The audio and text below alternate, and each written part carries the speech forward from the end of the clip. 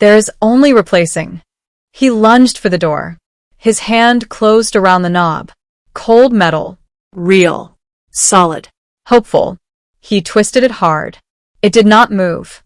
Locked. From the inside. But not by him. He pulled harder. The knob rattled. The door groaned. His breathing quickened. Behind him, soft footsteps approached slowly. Measured. Precise. Matching the rhythm of his own heartbeat, as if mocking it. He kept twisting the knob until his fingers hurt. He whispered to himself, "Open. Please open." The footsteps stopped right behind him. A faint warmth moved toward the back of his neck. He could feel the presence. Close. Too close. He squeezed his eyes shut. His pulse pounded loud in his ears. The figure leaned near him. Its breath was not warm, not human. It felt like the cold air from a dead room. "You do not need to run," it whispered. Its voice brushed his ear like a blade. "I can be you. I can live your life. Better." His legs buckled. He stumbled away from the door. The figure stepped between him and the exit, blocking it completely. 91%. He felt like crying, but fear held everything inside him too tight. He looked around for something, anything he could use. His chair. His lamp. The heavy book on his shelf. His eyes settled on the lamp. He grabbed it suddenly. The figure watched without reacting. He swung the lamp with all the strength he had left. The metal base smashed into the figure's shoulder. The lamp bent. The figure did not.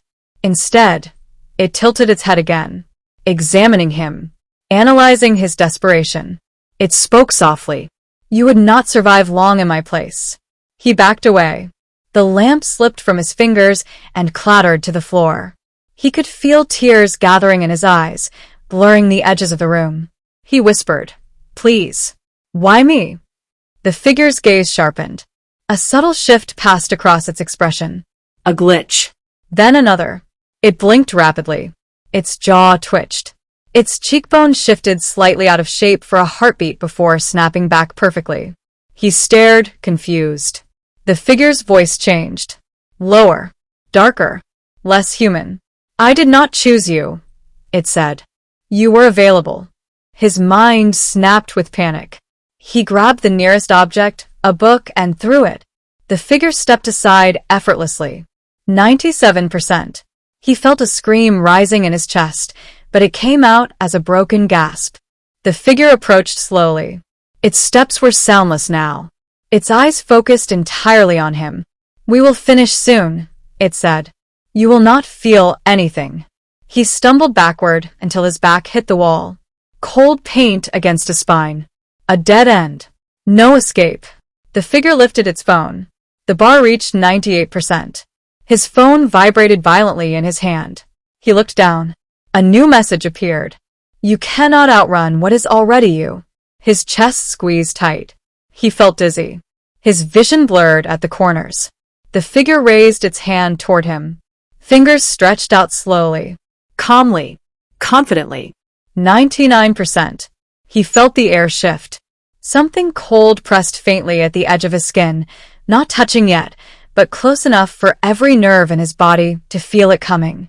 The figure leaned closer, bringing its face inches from his. The skin was flawless. The eyes were too still. Its breath was silent. It whispered one final line in a voice perfectly identical to his. "You are almost gone." And then, "You are almost gone." And then, a sound cut through the room. A sharp, sudden chime. His phone flashed again. A new line appeared on the screen. A line that did not match the pattern. A line that should not have appeared. Authentication failed. The figure froze. Its hand stopped inches from his face. Its eyes flickered. Glitched.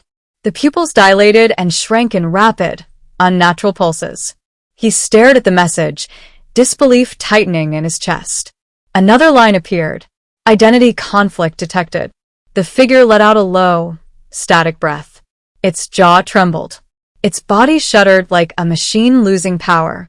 The progress bar on the figure's screen reversed. 99, 97, 92, dropping faster and faster. The figure hissed softly. It stepped back, but its movements were jerky now, broken, unstable. "You should not exist," it whispered. Its voice fractured, splitting into overlapping tones that did not match each other. He stared back, breath shaking, legs trembling, but something inside him rose like a spark. A faint sense of himself. The real him, not the copy. The figure's face distorted. Cheekbones slid out of alignment. Its nose blurred, melting, reshaping, trying desperately to stabilize. But the conflict kept ripping it apart. "You are not the original," it hissed. "You are incomplete." He felt anger flare in his chest. A brief, fierce heat. He stepped forward, despite the fear. "No. You are incomplete." The figure twitched violently. Its eyes widened. Its skin rippled like something underneath it was collapsing. The image of him smeared across its face like paint dripping off a wall. The progress bar dropped to 20. 10. 5. Its voice cracked into a distorted howl. "I am supposed to replace you." He felt the fear inside him shift into something stronger. Resolve. A sense of identity anchoring him to himself. "You cannot replace what you do not understand," he said quietly. The figure lurched forward, trying one last time to reach him. Its fingers stretched toward his throat, shaking, glitching, splitting at the edges. But before it reached him, 0%. The figure's body convulsed. Light flickered beneath its skin. The shape of his face shattered into fragments, dissolving like dust in wind. A sharp burst of cold air swept through the room. The figure collapsed inward. Its limbs folded.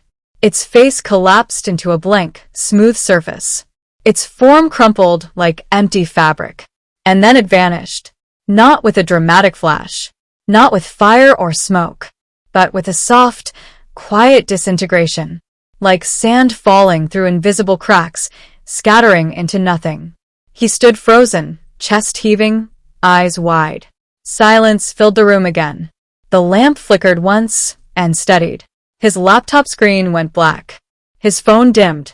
He dropped to his knees, trembling hard. His breath trembled. His heart hammered against his ribs, relentless but alive. He pressed his palms to the floor, grounding himself, feeling the solid wood under him. Real. Warm. His. Slowly, he lifted his head. The room was empty. No silhouette. No reflection that did not belong. Only him. His phone vibrated one last time. He picked it up with shaking fingers. A new alert appeared. System restored. Identity confirmed. Another line followed. "Would you like to enable enhanced security?" He let out a quiet, shaky laugh. It sounded fragile in the stillness. He pressed the screen. Yes. The phone asked for a new face scan. He hesitated.